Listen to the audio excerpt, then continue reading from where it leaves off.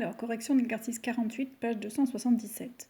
Donc, on a un moule à muffins qui est constitué de 9 cavités qui ont la forme comme ceci d'un tronc de cône, c'est-à-dire que c'est un cône que l'on a découpé, d'accord, pour avoir la forme des muffins. Et on va calculer le volume de chacune de ces cavités. Donc, en fait, pour trouver le volume de cette cavité, on va calculer d'abord le volume du grand cône ici, avec les pointillés là, comme s'il était plein. Ensuite, on va calculer le volume du petit cône qui est ici en disant que c'est une réduction du grand. Et pour avoir le volume de la cavité, on va faire le grand moins le petit. D'accord? Alors, c'est parti. On va commencer par donc, le volume du grand cône. Donc, volume du grand cône. Donc, c'est le cône entier, là, avec les pointillés qui sont tracés sur le dessin. Alors, le volume d'un cône, c'est 1/3 de l'aire de la base fois la hauteur, puisque c'est la famille des pointus.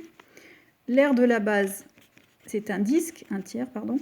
Donc un disque, l'aire, c'est pi multiplié par rayon au carré, multiplié par la hauteur. Donc pour le grand cône, on va laisser pour l'instant avec la lettre pi. Le rayon du grand cône, on a 7,5 cm de diamètre, donc 7,5 sur 2 pour avoir le rayon. Tout ça au carré, multiplié par la hauteur du grand cône, c'est 12. Égal, alors on peut faire 12 fois 1/3, ça fait 12 divisé par 3, ça fait 4. Donc ça nous fait 4 pi, multiplié par la moitié de 7,5, pardon, c'est 3,75. Donc multiplié par 3,75 au carré. Et ça nous donne, on prend sa calculatrice, alors on va faire un arrondi, on va garder 2 chiffres après la virgule. Donc par exemple, on va dire que ça fait 176,71 cm3, valeur arrondie à 10-2. Voilà le volume du grand cône. Alors ensuite, il faut calculer le coefficient qui nous fait passer, donc K, c'est le coefficient on va parler du coefficient de réduction, qui fait passer du grand cône au petit. D'accord? Donc le coefficient de réduction, il est égal à la hauteur du petit cône divisé par la hauteur du grand cône. Je vous rappelle que si on veut avoir un nombre qui soit plus petit que 1, il faut diviser un nombre petit par un nombre plus grand. Donc la hauteur du petit cône, on regarde le dessin, on doit faire 12 moins 4, c'est-à-dire 8 cm. Et la hauteur du grand, pardon, c'est 12. Donc 8 divisé par 12, on simplifie, on peut diviser par 4, ça fait 2/3. Donc ça veut dire que le coefficient de réduction est de 2/3. Donc le petit est une réduction de 2/3 du grand. Et donc, si on appelle V' le volume du petit cône, il est égal à K au cube multiplié par le volume V du grand.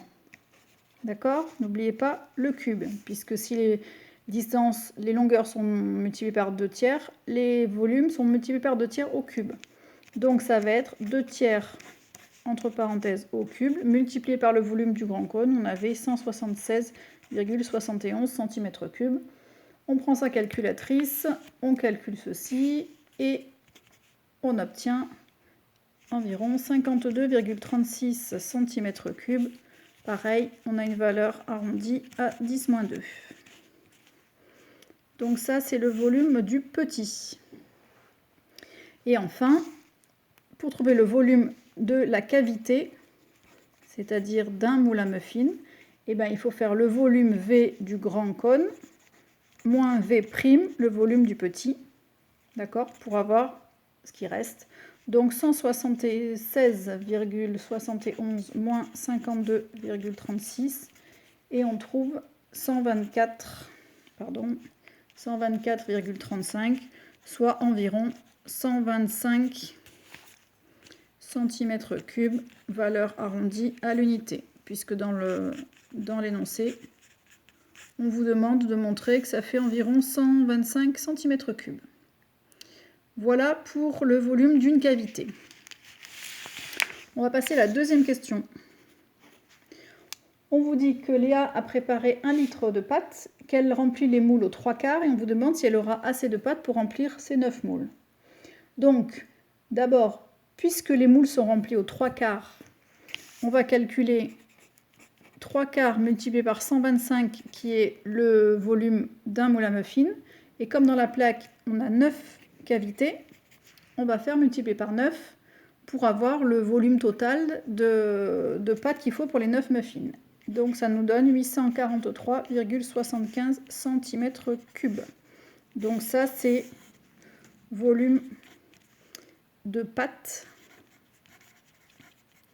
pour remplir le moule. D'accord, les 9 cavités remplies aux 3/4. Donc on associe en centimètres cubes et on vous dit que Léa a fait 1 litre de pâte. Alors il faut se rappeler que 1 litre égale 1 décimètre cube. Rappelez-vous, hein, la bouteille d'1 litre que j'avais versée dans le cube de 1 décimètre cube de côté, c'est-à-dire 10 cm sur 10 cm. Et 1 décimètre cube, on est dans le tableau en 3 dimensions, donc 3 colonnes. Pour passer en centimètres cubes, on ajoute 3 zéros, donc ça fait donc 1000 cm3. D'accord?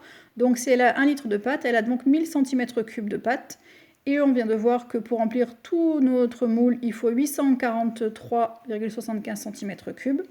Donc on conclut que 843,75 cm3 est égal du coup à 0, oui, on va mettre tout en décilitres, en décimètres cubes, pardon, 0, hop, tout ça, décimètres cubes ou litres, ça revient au même. Et donc, c'est plus petit qu'1 litre. Donc oui, Léa aura assez de pâte pour tout remplir. Voilà, il lui en restera même un petit peu de pâte. Voilà, j'espère que vous avez bien compris cet exercice.